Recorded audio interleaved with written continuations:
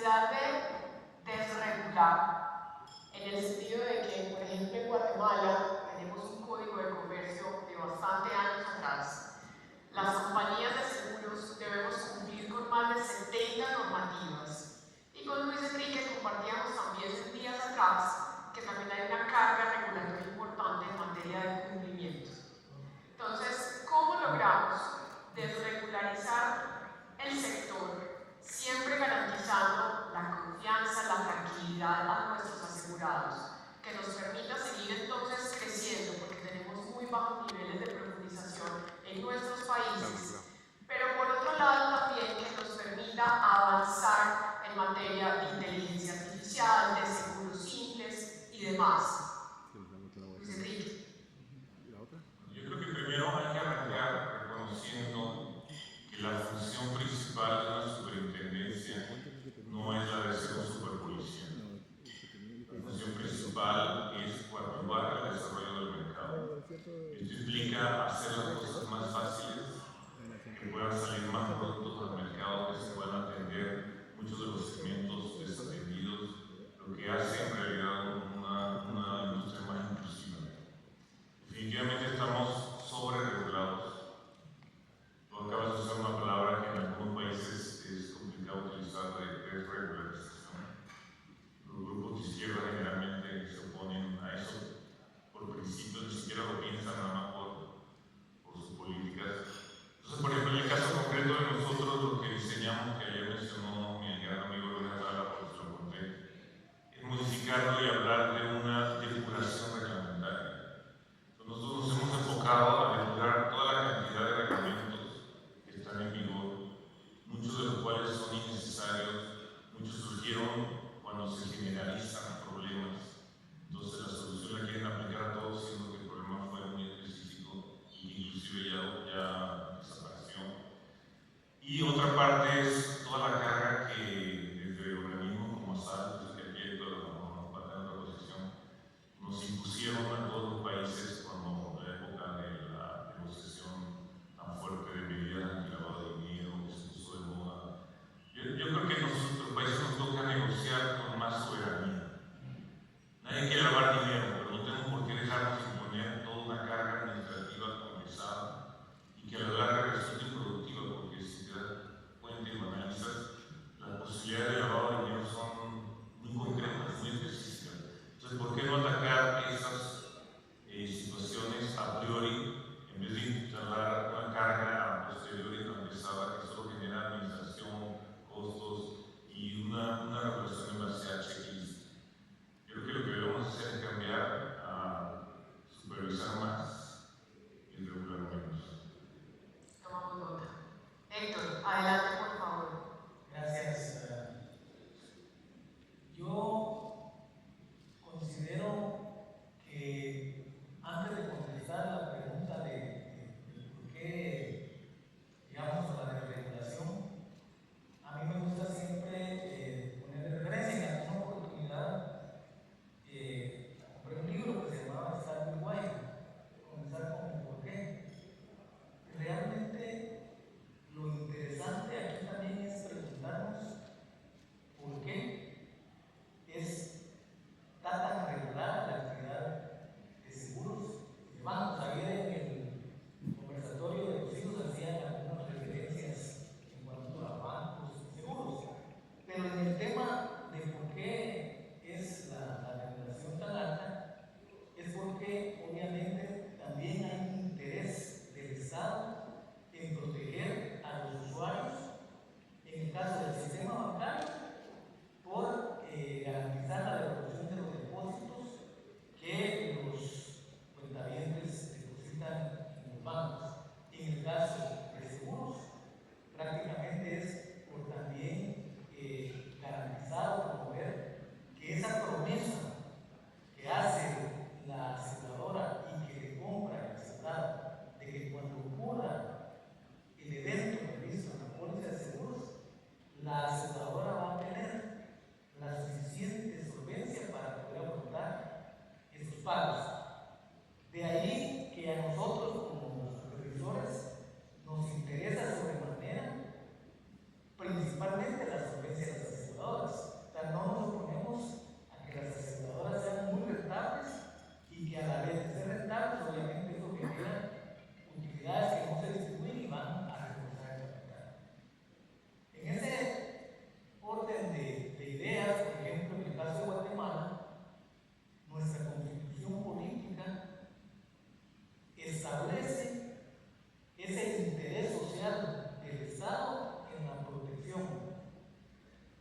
capital y del ahorro.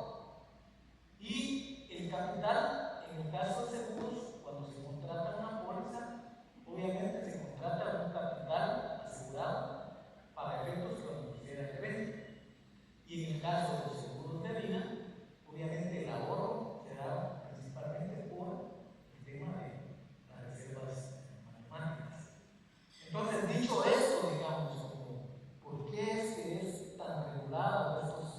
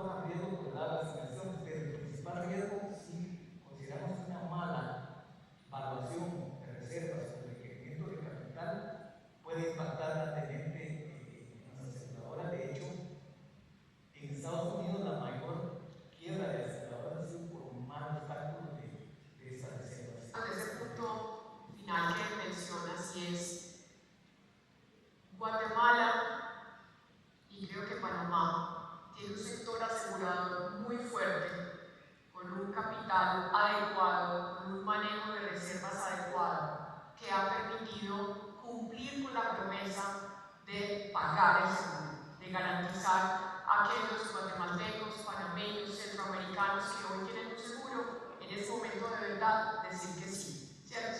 Pero bajo ese entendimiento, como decimos en Colombia, que somos muy juiciosos en esa gestión del riesgo, ¿cómo entonces, o pónganos tareas, qué tenemos que hacer para entonces desde la regulación, desde su rol como supervisores, o ayudar en ese crecimiento del mercado? ¿Cómo logramos tener esa regulación basada en principios, no en tanto detalle de la norma?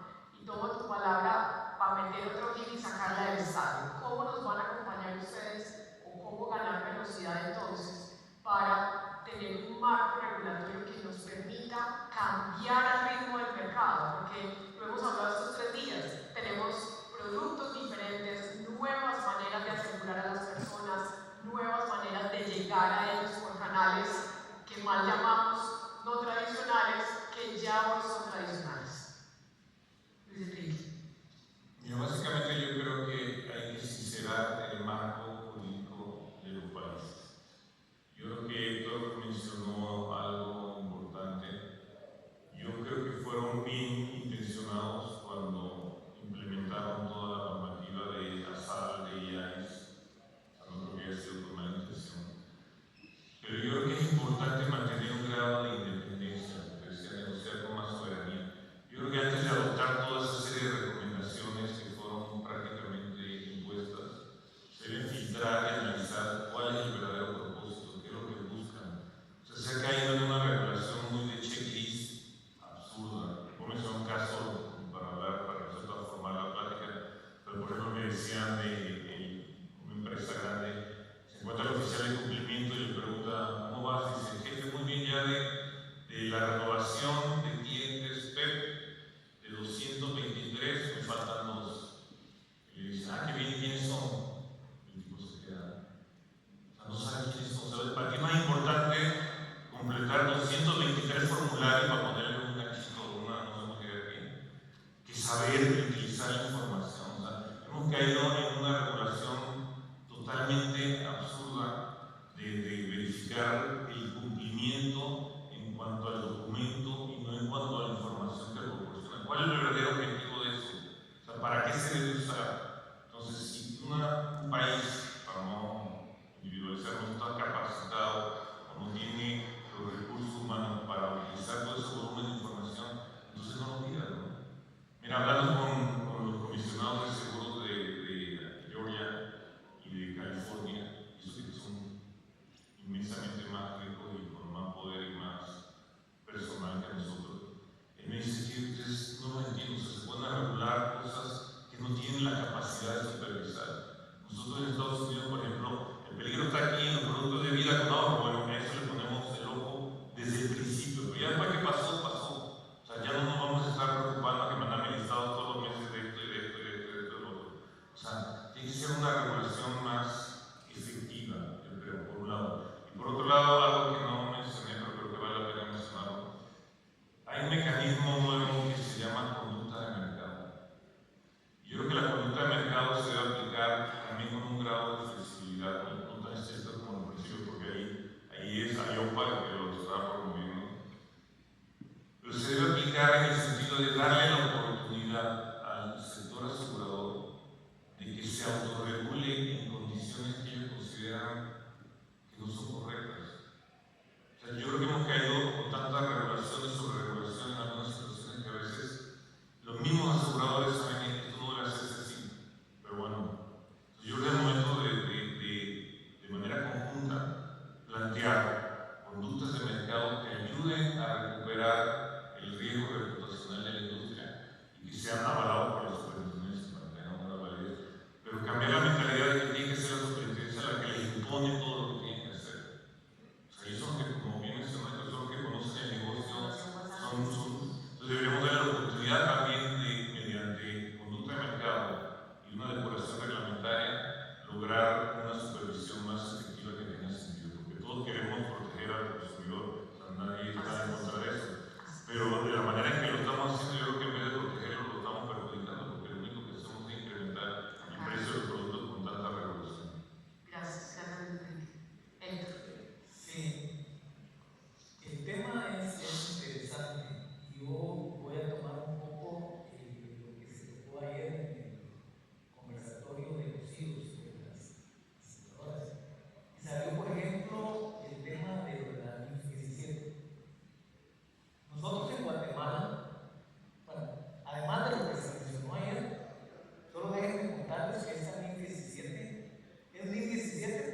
que se inició en el 2017, la de seguro. Antes estaba la NIF 4, que era del 2004. Pero esta NIF 17, que se hizo, o está vigente en algunos países, hasta que el 2023, imaginemos esta complejidad, no es, per se, no es malo, porque lo que busca es realmente reflejar los derechos y obligaciones de los contratos de seguros. Obviamente, impacta mucho más en aquellas empresas que cotizan en bolsa, porque lo que interesa es manejar la misma información financiera. Pero ¿qué hemos hecho nosotros en Guatemala?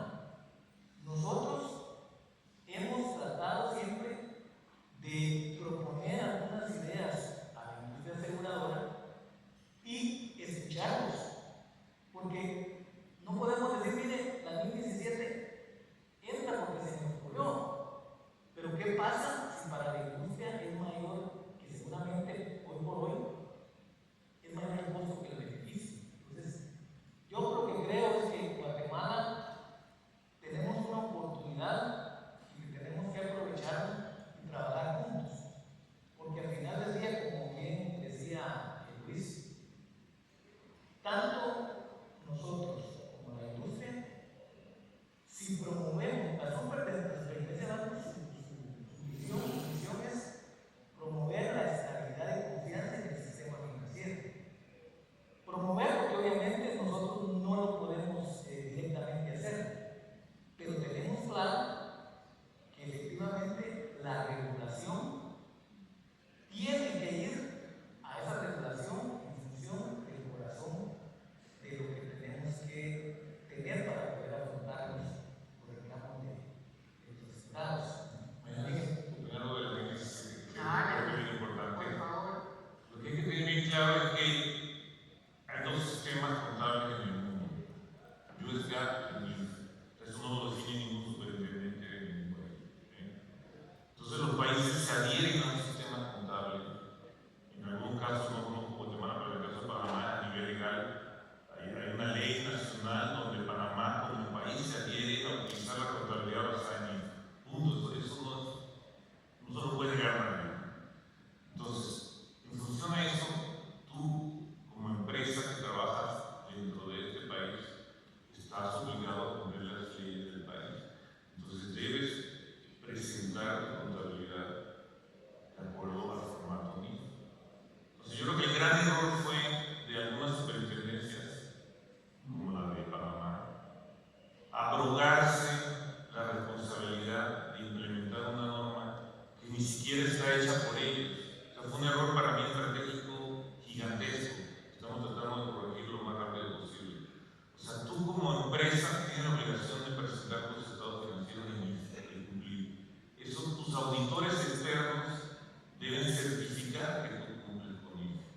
Y nosotros como reguladores lo único que tenemos que hacer es estar en condición de interpretarlos, hacer observaciones o comentarios y pasarlo. Pero no debió nunca haberse abrogado la responsabilidad de decir, ahora la NIF la tiene que hacer como yo digo.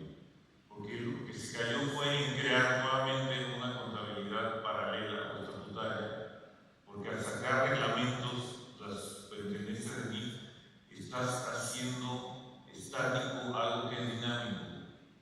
O sea, la NIF va a salir la 17, luego va a salir la 23, luego va a salir. Entonces no puedes estar haciendo leyes o reglamentos o circulares o como se llama en cada país para controlar esto. Tú debes dejar que las empresas fluyan y presenten su información de la manera que la tienen que presentar. Tú lo que tienes que estar en condiciones de evaluar de que lo están haciendo correctamente, pero no debes imponerlo. Entonces, lo que nosotros particularmente estamos haciendo es aprovechando la misma, casi ley, porque es un acuerdo que se sacó.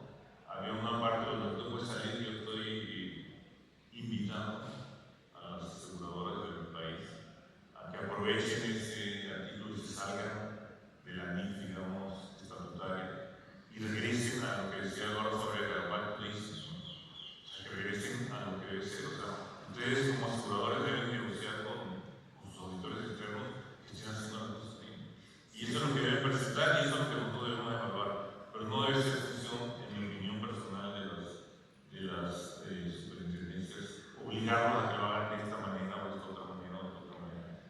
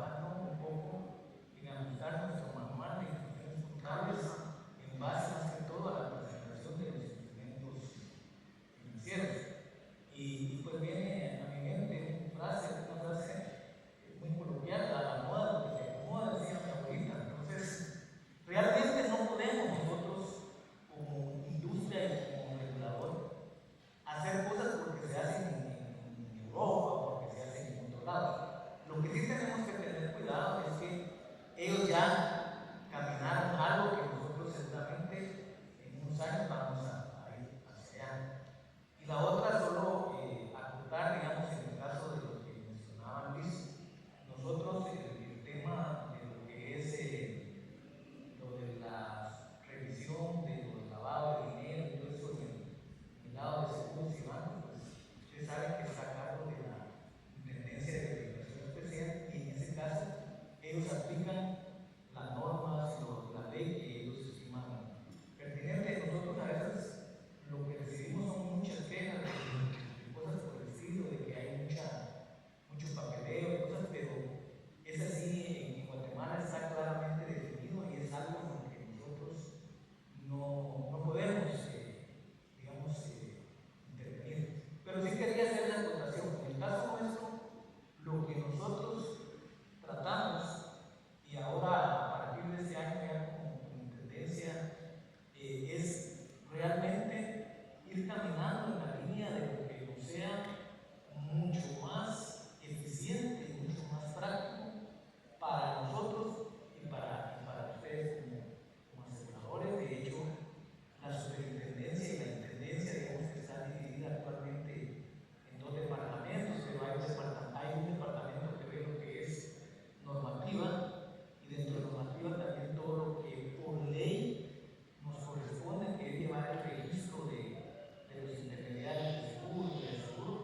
No se imaginan la carga administrativa que esto genera, y lo que hemos estado trabajando son proyectos estratégicos para digitalizar toda esa información y que realmente esa carga administrativa que implica tanto para ustedes como aseguradoras, para los proveedores de seguro, para nosotros, realmente sea mucho más liviana.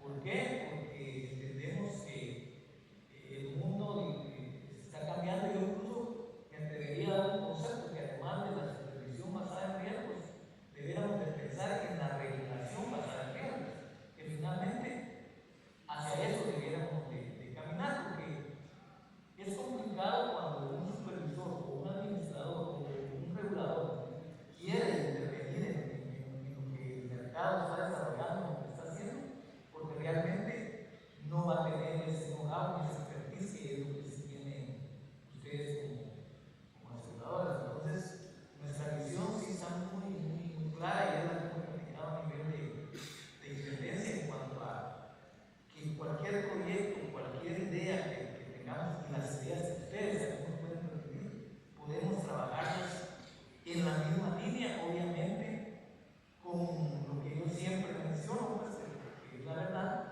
que nosotros existimos por la protección de los asegurados, y que en esa regla de juego, pues, obviamente, no tenemos que perder de vista el punto de vista de ustedes y el punto de vista de nosotros, pero sí podemos llegar a converger bajo ciertos lineamientos, y no implica que vayamos por lugares separados. Podemos trabajar en conjunto, porque al final del día yo creo que como país nos merecemos que la industria de seguro llegue más a las personas, porque ayer se platicaba precisamente también en el conversatorio de los hijos la poca penetración que hay de los mercados. Obviamente, esa parte, al haber poca penetración, quiere decir que hay grandes oportunidades. Entonces, creo que podemos y debemos mantener un país con mucho más acceso a las personas a todo lo que es la protección a través de los seguros. Gracias.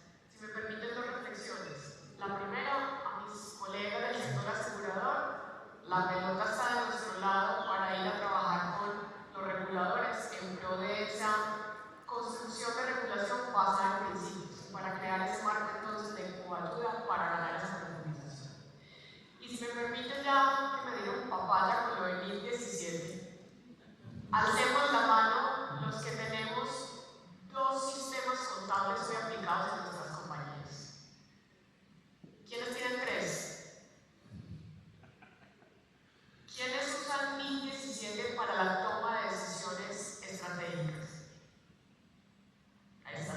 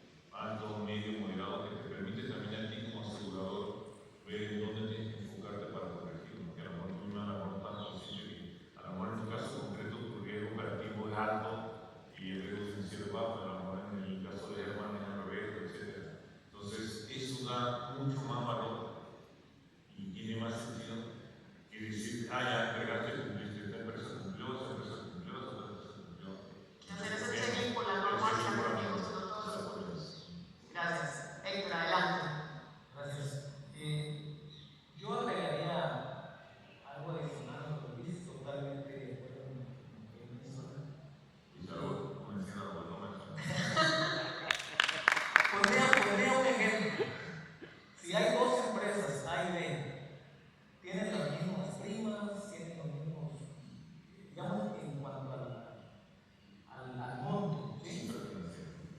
Y el estándar ahora nos pide un 8% para efectos de margen de superficie. ¿Cuál de las dos empresas, a cuál le voy a requerir más capital o menos capital? No tienen el mismo riesgo, porque aunque sean carteras de vehículos, carteras de gastos médicos, en sí la gestión y la exposición de los riesgos es diferente. Entonces, nosotros en Guatemala, la supervisión basada en riesgos la utilizamos mucho para efectos de nuestra planificación. Nosotros planificamos, por ejemplo, ahorita estamos en la planificación estratégica, que es de largo plazo, que a veces la necesitamos, la planificación operativa. ¿Qué vamos a realizar el año que viene? Y ahí es donde nos sirve mucho esta supervisión basada en riesgos, porque nosotros venimos, incluso tenemos un manual de supervisión basada en riesgos que lo venimos trabajando de hace mucho tiempo, con métricas donde clasificamos cada uno de los riesgos, el riesgo técnico de seguros, el riesgo tecnológico, y cada uno de los que se tiene, y evaluamos en función a cómo se administra la empresa, cómo se gestiona, quiénes están detrás de la empresa, qué tipo de cartera tiene. Le llamamos un concepto de actividades significativas. Esto lo que nos ayuda, como bien decía Luis, es que no estamos yendo a revisar todo, porque es imposible que con las 28 aseguradoras que están actualmente en el mercado podamos hacerle a todas lo mismo. Entonces vamos muy focalizados al riesgo que estamos considerando que es el riesgo principal. De hecho, el riesgo principal de todas las aseguradoras no podía alcanzar el riesgo de construcción, pero también si vamos al riesgo tecnológico, es un riesgo fuerte que hay que considerarlo, porque muchas veces ante un evento de este tipo, normalmente puede ser que no haya un capital que aguante y no hay experiencia, al menos en algunos de los países. Entonces, para mí la supervisión basada en riesgos realmente es un buen elemento que utilizamos los supervisores a efecto de poder ir a hacer las revisiones, y más que hacer las revisiones es ir a revisar realmente donde consideramos que puede estar el riesgo mayor. ¿Para qué? Para que conjuntamente con la administración compartimos puntos de vista para estar preparados, porque al final del día caemos a lo mismo. Si yo puedo prevenir y prepararme para un evento, es mucho mejor que si me ocurre y no lo he pensado o no lo he gestionado. Entonces, nosotros lo que sí llegamos es a determinar ese perfil de riesgo de cada entidad. Partimos digamos, en nuestros modelos está el modelo de solvencia 2, que el pilar 1 tiene que ver con todo lo que es los cálculos cuantitativos para efectos de reserva. El pilar 2, que es todo lo cualitativo, cómo se gestiona la entidad ante esos riesgos. Y luego, en nuestra metodología, llegamos a un perfil de riesgo agregado. Es un poco complejo explicarlo, pero llegamos a un perfil de riesgo agregado y luego consideramos qué tanto capital tiene la aseguradora para su perfil de riesgo. Eso lo hacemos hoy por hoy con base en nuestros análisis. Sin embargo, el mundo a lo que yo soñaría es que en algún momento, como Guatemala, pudiéramos realmente determinar un requerimiento de reservas de capital en función del perfil de riesgo de cada aseguradora. ¿Por qué? Porque finalmente todos estos modelos lo que han llevado es a que ustedes, como aseguradoras, si tienen menos requerimientos de capital, van a tener para poder incursionar en más negocio. Pero sin embargo, si hay alguien que también está con demasiado riesgo y tiene poco capital, es a la inversa. Entonces, esos son, como decía ayer el licenciado mencionaba algunos de los sueños que uno tiene, porque él ponía el ejemplo de que alguien se despertara pensando en comprar un seguro de robo. Y la verdad es de que efectivamente hoy en día todavía yo no he encontrado a alguien que se despierte pensando que va a comprar un seguro. Y eso obviamente es parte de lo que también, digamos, se tiene que trabajar, porque hay mucha gente que sí puede estar demandando un seguro acotado a sus necesidades, pero hoy por hoy todavía no se ha diseñado o no se ha logrado diseñar ese producto que prácticamente permitiría que muchos más guatemaltecos pudieran acceder a esa cobertura que puede ser capital asegurado bajo para uno, pero para ellos es su necesidad que se cumplir. Así es. Sobre ese tema, Luis Enrique, en Panamá ustedes ya comparten las matrices cualitativas del resultado de la supervisión basada en riesgos. No, estamos en etapa de prueba. Okay. Hemos hecho con 2 empresas el trabajo, digamos, de forma para probar que ellos vayan comprando, y la idea es que el próximo año colombianos de tercera en su totalidad. Y Héctor, eso que ustedes hacen hoy a nivel interior para su planificación, en mi época pasada en bancos, yo sí me acuerdo que aquí sí entregaban ese mapa de calor. ¿Cuándo podríamos ver o cuándo se cumpliría ese sueño de lograr esa supervisión basada en riesgos y que nosotros recibamos ese mapa? Creo que tenemos todavía que afinar algunas cosas, digamos, previo a compartirlo. En algún momento sí ya lo hicimos. Sin embargo,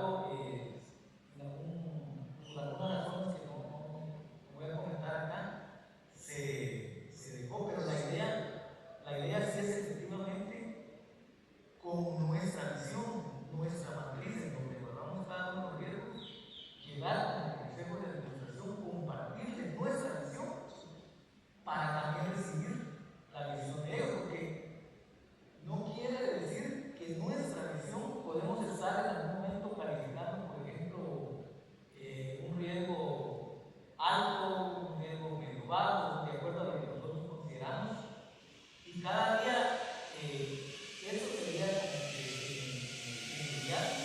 podría llegar a compartir con ustedes esa visión, retroalimentar y digamos, lograr que si ustedes en algún momento todavía no lo habían considerado algo en especial, pues son como un valor agregado, como un aporte para su gestión. Porque finalmente yo voy a repetir tal vez lo mismo, pero finalmente tanto la industria como nosotros nos debemos a los resultados. No hay para dónde. Para eso estamos aquí.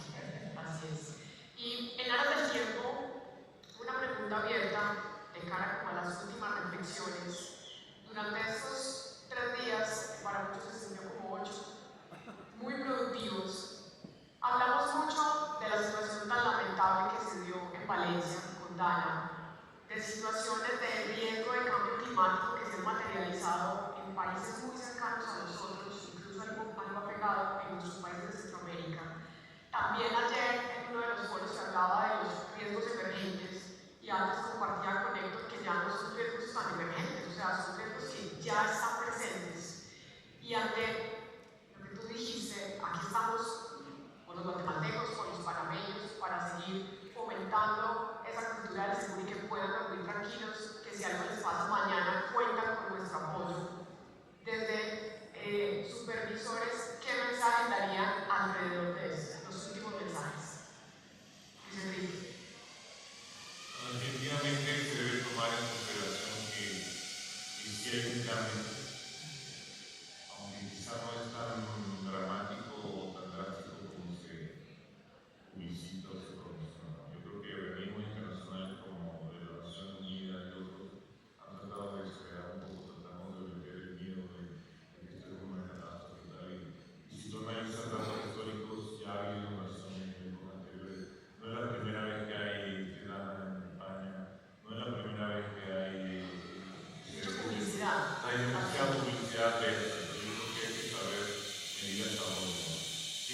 importante como Estado tener mejores medidas en cuanto a códigos de construcción, cosas que son relativamente simples, y también en cuanto a la parte de protección, facilitar que se puedan adquirir seguros paramétricos que beneficien a esta gran cantidad de gente que en ocasiones no está cubierta por los seguros tradicionales.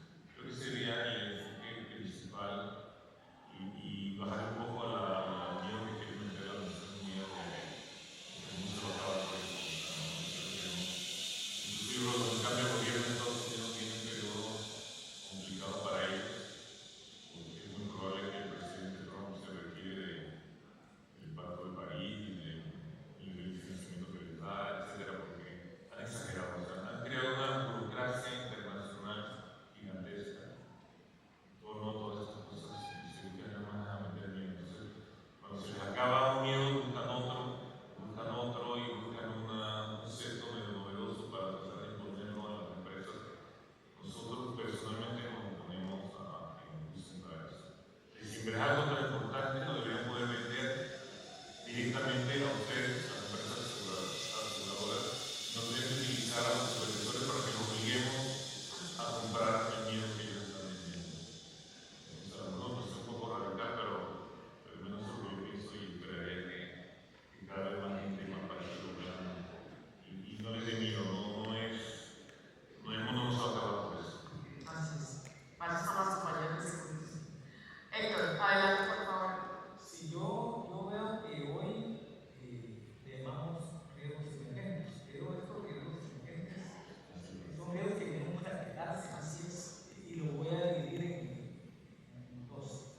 En el caso de los riesgos de la naturaleza o los eventos de la naturaleza, pues no podemos negar, como Estados Unidos en este congreso, que cada día la naturaleza de esos fenómenos se incrementa tanto en su frecuencia como en su intensidad.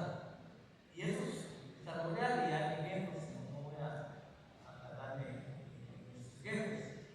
Ahora, lo que la industria ha trabajado, y acá lo voy a mencionar por la experiencia de Guatemala, es justamente los seguros paramétricos. Estos seguros paramétricos tienen obviamente su ventaja de que, como están en función de que se active un trigger, digamos, el nivel de lluvia, la intensidad del terremoto, la intensidad de la sequía, entonces las aseguradoras normalmente pueden ahorrar ese costo de tener que ir a evaluar todos esos daños, sino que sencillamente se activó el nivel que estaba en satélite, y automáticamente procede el pago. Guatemala tiene nosotros en la Superintendencia de Bancos registrados 6-7 aseguradoras, seguros paramétricos, y que por lo que sé han funcionado bien y la gente ha estado satisfecha con su experiencia de cuando se han activado. Por el lado de la tecnología, realmente yo creo que nosotros ya vivimos en un mundo tecnológico. O sea, como se decía ayer, la tecnología está y la tenemos que usar, y obviamente el incremento en el uso de la tecnología va a provocar también mayores riesgos. Acá en Guatemala hemos tenido últimamente problemas relacionados con ciberataques y todo esto, más que todo a través de la ingeniería social, pero para los usuarios o los representantes de los bancos, donde estos delincuentes han logrado conseguir información para poder sortear, digamos, las medidas de seguridad que los propios bancos tienen establecidas. Sin embargo, en el lado del seguro, también tenemos que tener el suficiente conocimiento de que la información que manejan las aseguradoras,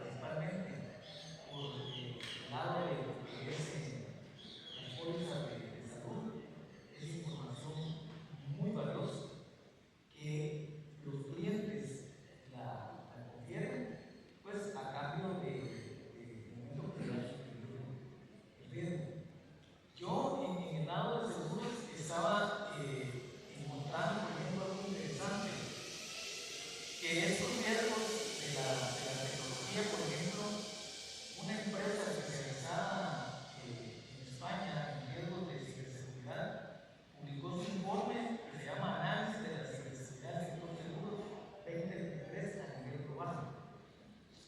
Y el 84% de los casos que afectaron en la seguridad, principalmente en Estados Unidos y en Francia y en el sur, era por crímenes relacionados con el ransomware, que le llaman, que es cuando interfieren en el sistema de cualquier persona, cualquier empresa, y a cambio de devolver la información, entonces piden un rescate. Ese es el 84%. Ahora, tenemos que tener suficiente claridad que lo que son estos ciberataques es no solo en lo que es la actividad de seguros, en todas las sociedades. Y ahí me gustaría mencionar que nosotros en Guatemala, actualmente en el Congreso de la República, está una ley relacionada con la protección, principalmente ley de ciberseguridad, pero que va enfocada principalmente a la protección de la información. Eso es algo que es bien importante porque es a nivel país. Ya regresando al mundo de los seguros, que era lo que les mencionaba, en nuestro reglamento de gestión integral de riesgos, en el artículo 2, ahí se menciona lo que es activos en el ciberespacio. Obviamente es un concepto complicado, pero a lo que se refiere en nuestra gestión integral de riesgos es que esa información que tienen las aseguradoras, que es de las es un activo cibernético, como puede ser un activo financiero. Entonces, ese activo es sujeto a que un delincuente quiera tomarlo. Y nosotros, también en ese mismo reglamento, definimos lo que le llamamos la ciberseguridad, los delitos de ciberseguridad, y estamos diciendo que las aseguradoras debieran tener políticas, estrategias y procedimientos para gestionar esa información que es de los terceros. No me lo vayan a creer que soy muy anticipándome al futuro, pero sí lo tenemos y tenemos que mejorar.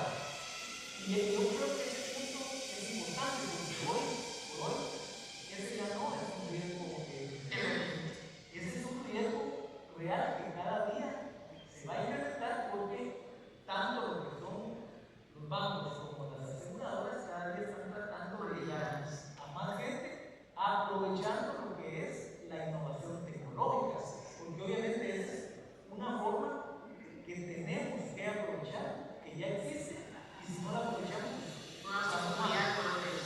Ya terminar con una anécdota tecnológica que se vayan contentos. El uso del Big Data y de la inteligencia artificial. Y es real, me lo comentó alguien que está trabajando en esta empresa. Ellos trabajan para las 5 compañías contabilizadas más grandes de vida. Entonces hicieron un análisis de la data de suscripción de ellos. Y para, mediante inteligencia artificial, corregir los formularios de la aplicación para las pólizas. Porque analizando todo eso, me acordé por el 84% que mencionó Héctor, y ellos encontraron que el 84% de los hombres que aplican un solo de vida en Estados Unidos aumentan acumulada la factura. Y que el 75% de las mujeres se rebajan 14 libras. ¡14! Entonces, mediante inteligencia artificial, ya no importa el peso que tú pongas en la factura, todo el mundo la hace la factura y se hace una suscripción más sana y correcta para. Hay también una oportunidad linda para mitigar el tema de suscripción. Si me permiten, Solo nosotros, en lo que es la superintendencia de bancos, en la intendencia de bancos, en la intendencia de seguros, sí tenemos equipos de ingenieros, gente especializada en procesos tecnológicos